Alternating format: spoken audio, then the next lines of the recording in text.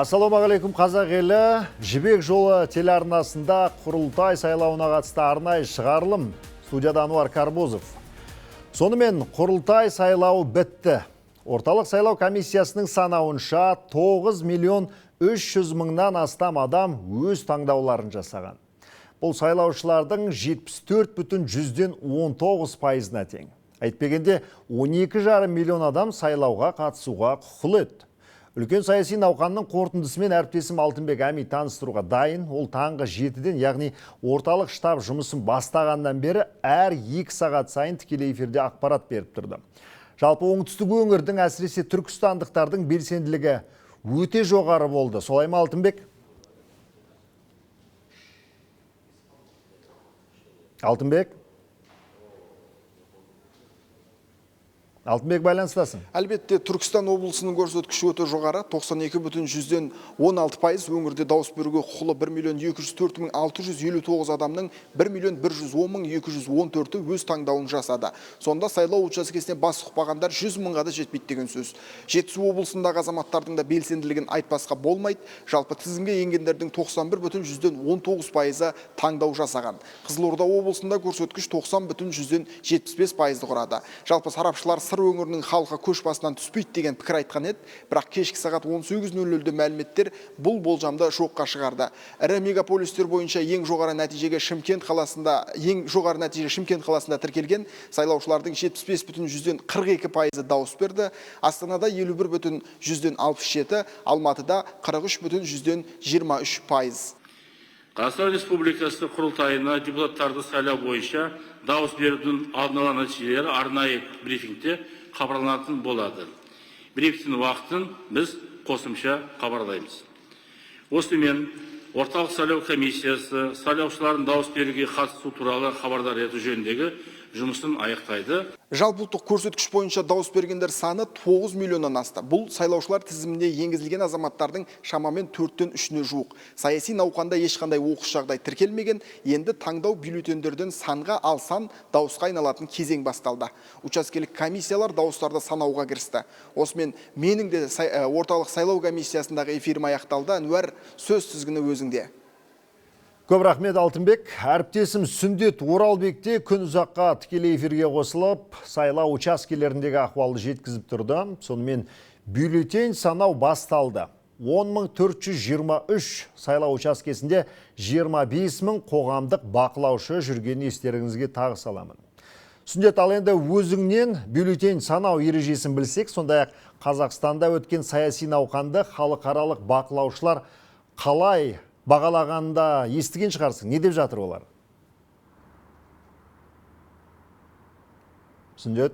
Рахмет, Әнуар, сағат 8-де елдегі сайлау учаскелері жұмысын тоқтатты, арнайы жәшіктерді ашып, бюллетендерді санауға кірісті. Комиссия мүшелері дауысты жинап орталыққа жіберуі тиіс. Осы аралықта түрлі ұйымдар экзит-пол нәтижесін де жариялап үлгереді. Бұл процестердің ашық әрі әділ өтуін түрлі байқаушыларға қадағалайды. Бүгін 10 мыңға тарта дауыс беру учаскесінде 25 мыңға жуық қоғамдық байқаушы жұмыс істеді. Арасында халықаралық бақылаушылар да бар. Алыс жақын шетелден келген байқаушылар құрылтай сайлауына оң бағасын берді. Біз сайлау учаскелерін еркін аралап бақылау бағыттарымызды өзіміз анықтап отырмыз. Қазақстанда байқаушылардың жұмысына барлық қажетті жағдай жасалған. Bütün seçim noktalarında барлық сайлау учаскелері техникалық жабдықталу жағынан да қызметкерлер мен сайлау комиссиясы мүшелерінің жұмысы тұрғысынан да өте жақсы ұйымдастырылып, талаптар мен заңнамаға сәйкес дайындалған. Әрбір байқаушы дауыс беру процесін, соның ішінде сайлау жәшіктерін еш кедергісіз бақылай алды. Азаматтарға жасалған осындай жағдайлардың арқасында олар Конституцияда бекітілген дауыс беру құқығын еркін жүзеге асыра алады. Айта кетейік, бүгін ел аумағында 10.423 сайлау учаскесі жұмыс істеді, ал шетелде жүрген отандастарымыз 61 мемлекеттегі 79 дауыс беру пунктінде таңдауын жасады. Саяси науқанның әділ өтуін 43 ел мен 13 халықаралық ұйымнан келген 777 байқаушы жіті қадағалады. Олардың 138-і 41 елдің парламент депутаттары. Мендегі ақпарат осы. Әнуар, сөз тізгіні өзіңде. Көп рахмет, Сүндет. Шетелдік сайлаушылар, бақылаушылар демекші, бүгін шетелдік сайлау учаскелерінде 6000-нан аса қазақстандық дауыс берген. Ең алғаш болып сайлау пунктін ашқан Оңтүстік Корея, Жапония, Қытай елдері. Олар Астана уақытымен таңғы 4-те алғашқы дауыс берушілерді қабылдады. Кейін Шығыс Азияның Малайзия, Сингапур, Индонезия, Вьетнам елдерінде отандастарымыз өз таңдауын жасаған еді. Уақыт белдеуіне байланысты Еуропа елдері де қатарға қосылды. Мәселен, Бельгия, Германия елдері сайлау пунктін бізден 3 сағат кейін ашқан. Ал Оңтүстік Африкадағы Қазақстан консулдығында 19 адамға дауыс беру құқығы беріліпті. Парсы түбегіндегі мемлекеттің бірі Оман сұлтандығында да дауыс беру белсенді жүрді. Мұнда 80-ге жуық Қазақстан азамат тұрады. Сонымен шетелде дауыс беруді ақш-тың Сан-Франциско қаласындағы отандастарымыз аяқтайды. Өйткені бұл ел бізден 7-8 сағат артты. Айта кетейік, осы сияқты 61 шет мемлекетте барлығы 79 учасқа өз жұмысын атқарды. Оның 11-інде дауыс беру аяқталды. Мұнда барлығы 11402 сайлаушы тіркеліпті. Бүгінгі сайлауға мен үлкен жауапкершілік сезіммен келіп тұрмын. Себебі бұл күн Қазақстан еліміздің болашағына, дамуына өз үлесімді қосып, азаматтық ұстанымымызды көрсететін, білдіретін маңызды күн деп есептеймін. Бүгін құрылтай сайлауына келіп отырмыз. Бұл біздің еліміздің болашағына өте маңызды деп есептеймін. Еліміздің көркендеуіне, өзгерістер болуына өзіміз сондай үмітпен келіп, осы сайлауға қатысып отырмыз. Қазақстандағы мәні мен маңызы зор тарихи оқиға. Құрылтай сайлауын халықаралық басылымдарда қырағы қадағалады. Сонымен бұл күн туралы әлемдік басылымдарда не айтылды?